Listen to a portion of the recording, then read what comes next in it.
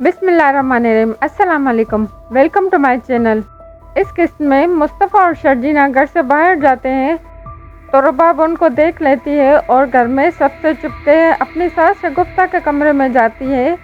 जो 35 लाख गाड़ी लेने के लिए उसको दिए थे, वो अपनी सास के कमरे में जाती है और उसके कमरे से वो पैसे चुपके निकाल देती है ताकि चोरी का सारा इल्ज़ाम मुस्तफ़ा पर जाए।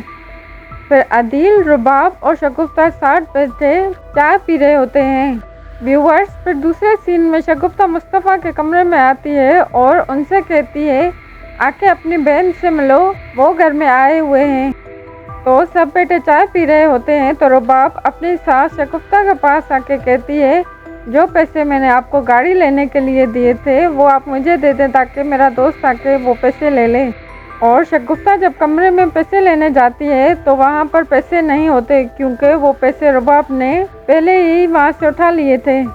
और शगुफ्ता बहुत परेशान हो जाती है, बाहर आके सबको बताती है तो रुबाब शोर करने लगती है कि मेरे पैसे किसने चोरी किए, मेरे पैसे कहाँ गए। और अपने शोहर अदील से कहती है पुलिस को बुलाओ, और अदील का पापा कहता है पुलिस को मत बुलाओ। तो रुबाब कहती है मैं सारे घर की तलाशी लूँगी, और वो सारे घर की तलाशी लेने चली जाती है पर उसे कहीं भी कुछ नहीं मिलता। व्यूअर्स, फिर वो मुस्तफ़ा के कमरे की तलाशी लेने जाती है तो मुस्तफ़ा उसको जाने से रोक देता है। उनमें बहस हो जाती है और शर्जीना उसको अंदर जाने देती है और कहती है जाओ और ले लो तलाशी कमरे की। अदील और रुबाब मुस्तफ़ा के कमरे की तलाशी लेने लगते हैं और सारी चीज़ें इधर उधर फेंकने लगते हैं तो उनकी बहन उनको मना करती है कि चीज़ें मत फेंको। तलाशी लेते लेते गद्दे के नीचे उनको पैसे मिल जाते हैं जो रुबाब ने वहाँ छुपा के रखे थे। शर्जीना हैरान होकर देखती है और रुबाब उसको बहुत बुरा भला कहती है और रुबाब मुस्तफ़ा से कहती है पैसे तुमने चुराए हैं, ये तुम्हारे पास कहाँ से आए।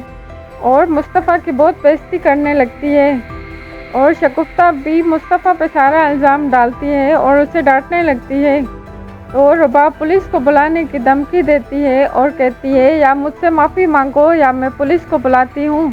व्यूअर्स, मुस्तफ़ा का बाप उसको कहता है कि रुबाब से माफ़ी मांगो, और मुस्तफ़ा माफ़ी मांगने से मना कर देता है और कहता है मैंने चोरी नहीं की तो मैं माफ़ी क्यों मांगूँ। तो उसका बाबा उसको थप्पड़ मार देता है और मुस्तफ़ा हैरान हो जाता है और गुस्से में अपने कमरे में चला जाता है। बिखरा हुआ कमरा देखता है और शर्जीना से कहता है मुझे यहाँ नहीं रहना, क्या तुम मेरे साथ चलोगी। शर्जीना कहती है जहाँ तुम रहोगे वहाँ मैं रहूँगी।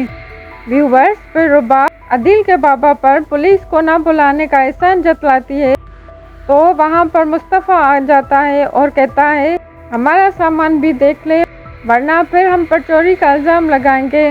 और वो घर छोड़ के चला जाता है और उसकी बहन दौड़ती हुई मुस्तफ़ा के पीछे जाती है उसे रोकने के लिए, पर वो नहीं रुकता मगर उसके माँ बाप एक बार भी नहीं रोकते और मुस्तफ़ा घर छोड़ के चला जाता है।